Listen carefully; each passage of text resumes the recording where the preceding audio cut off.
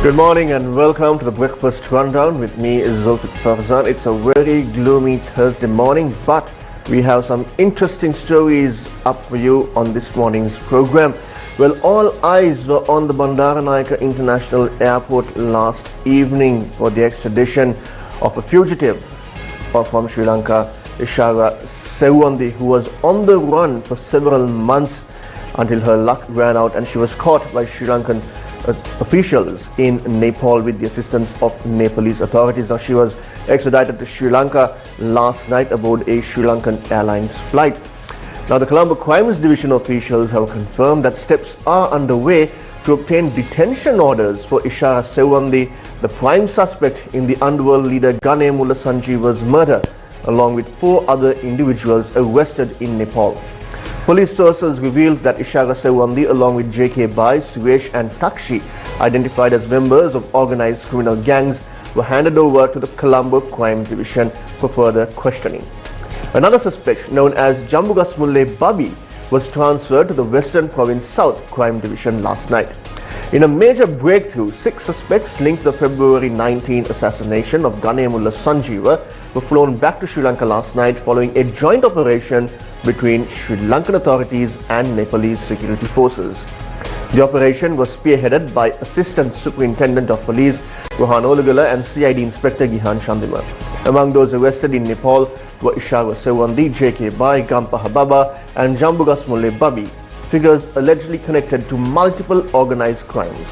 Gampa Hababa has been placed under the custody of the Paliagoda Division, while Jambugasmulle Babi was handed over to Western Province South Crime Division. The assassination of Ganemulla Sanjeeva occurred inside Colombo Magistrates Court number 5 on February 19, when the underworld leader was shot dead in a brazen attack. Investigations have revealed that the firearm used in the killing was allegedly supplied by Sirasa, who fled the country immediately after the incident. Police further confirmed that Siras's identity was verified through advanced facial recognition technology with a 100% match, strengthening the case against her. Authorities say more suspects have been brought in for questioning as the probe into one of Sri Lanka's most shocking underworld killings continues. Now, moving on, authorities are set to present the narcotics discovered floating in the seas of Tangol to the government analyst for forensic examination. The analysis will confirm the composition and authenticity of the seized substances, according to police sources. The Police Narcotics Bureau stated that further investigations are underway to identify those responsible for handing over the consignment to a trawler at sea. 3 suspects have already been arrested in connection with the incident and will be handed over to the PNB for questioning.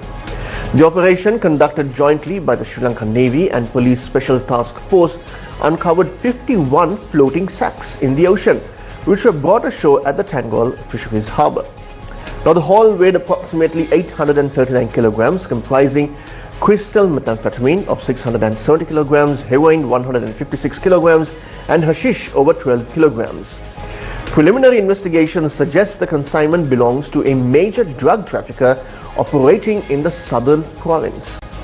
Senior police officials revealed that the narcotics were transported in 4 boats, which later disabled communication systems before entering Sri Lankan waters.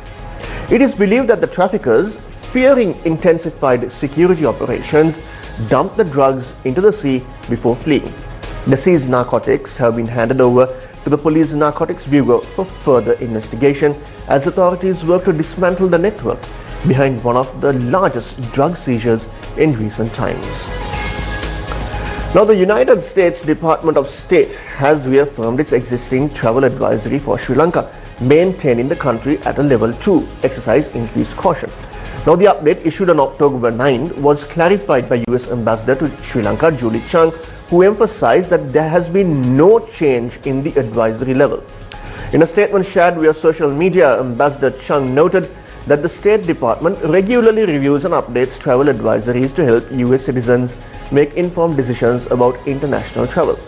Now, the advisory for Sri Lanka does not indicate any escalation in threat levels. The clarification comes amid speculation following the advisory update. Now, relatedly, the Kandy Hoteliers Association, convening a media briefing, also commented on the situation surrounding the travel advisory.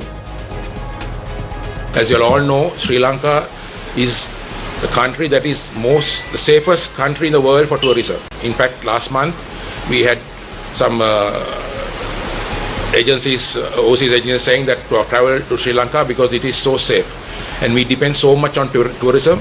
And the new good governance has done a lot of changes to the industry, but it will take time for it to get it fully cleared on the tourism side, because of all the 15 years has nothing much happened in the tourism tourist board. So things are happening, but we have to give time. The global promotion is taking time because for 15 years we didn't do a global promotion. Also, as we all know, for us to get out of this economic situation, one of the main source of income is tourism, and I'm 100% sure it will help the country to get over this economic situation which they are in now. But as we say, this kind of warnings will have an impact to the industry, not in Sri Lanka, but around the world. So we have to act fast and say that this has nothing to do and these things never happen in Sri Lanka. As I mentioned earlier, we are the safest country in the world at the moment, and that is 100%. We can welcome everybody and ask anybody to come, and we guarantee that Sri Lanka is very safe at the moment, and we have nothing to worry. Prime Minister Dr. Harini Amarasuriya will undertake her first official visit to India from October 16 to 18. The visit underscores the deep and multifaceted ties between the two nations and aligns with India's Neighbourhood First policy and Mahasagar vision, said the Ministry of External Affairs of India. Now, during her 3-day stay, the Sri Lankan Premier is scheduled to meet Indian political leaders to discuss key bilateral issues of mutual interest. The Sri Lankan Ministry of Foreign Affairs said that Dr. Amarasuriya will meet with Prime Minister of India, Shri Narendra Modi. The visit will also feature a strong focus on education, technology and economic cooperation. Dr. Amarasuriya will deliver the keynote address at the NDTV World Summit in New Delhi, organized by NDTV and the Chintan Research Foundation. Now, at the same time, Justice Minister Harshana Nanayakara has assured that the government is taking decisions aimed at making the duties of all professionals in the country easier and more efficient.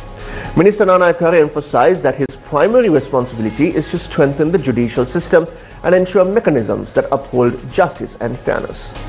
He acknowledged that while achieving complete reforms may take time, the government remains committed to implementing progressive changes. Nanayakara stressed that reforms should focus on reducing delays and expenses for ordinary citizens seeking justice, rather than creating additional burdens for legal professionals.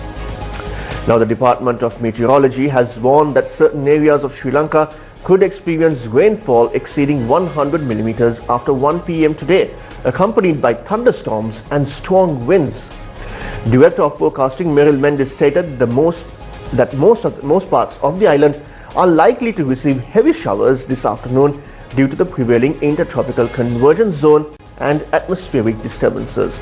Now, according to the advisory, western, Sabaragamuwa, southern, central, Uva and northwestern provinces are at risk of intense rainfall. The department has issued a severe weather warning, cautioning the public about possible strong winds and lightning strikes.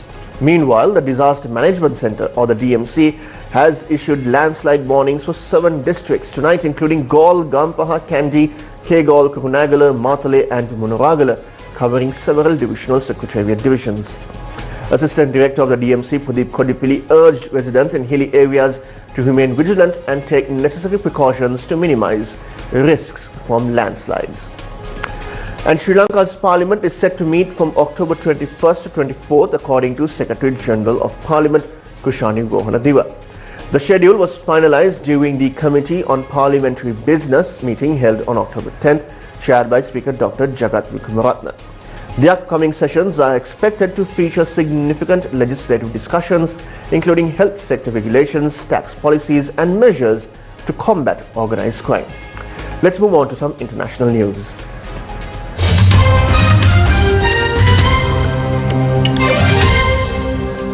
In news overseas, a story that has shocked the entire world, especially the African continent. Military leader Colonel Mikhail Rangiani will be sworn in as Madagascar's transitional president on Friday. The country's new leadership has announced, as the African Union, or the AU, said it will suspend the country after a coup to remove President Andry Rajoelina. Rajoelina, who was impeached by lawmakers after fleeing abroad during the weekend, has condemned the takeover and refused to step down, despite youth-led demonstrations demanding his resignation and widespread defections in the security forces. Now, Colonel Mikhail led a rebellion that sided with the protesters and ousted Rajoelina on Tuesday in the sprawling country of about 30 million people of Africa's east coast. Now, since gaining independence from France in 1960, Madagascar has had a history of coups and political crises. Let's move on to some sports news.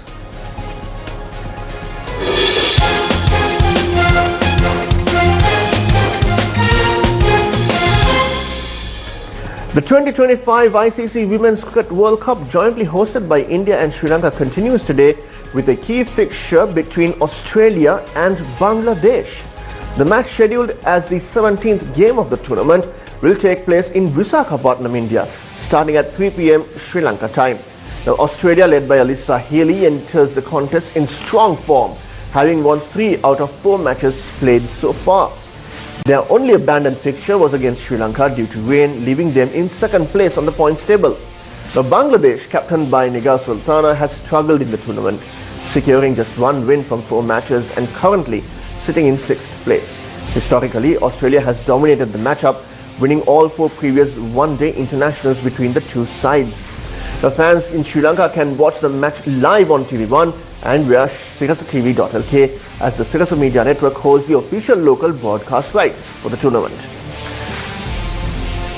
And with that, we bring an end to this morning's edition of the Breakfast Rundown with me, Zulfick Farzan. I will meet you again tomorrow morning with more stories of national and international interest. Until I meet you again, stay safe and take care.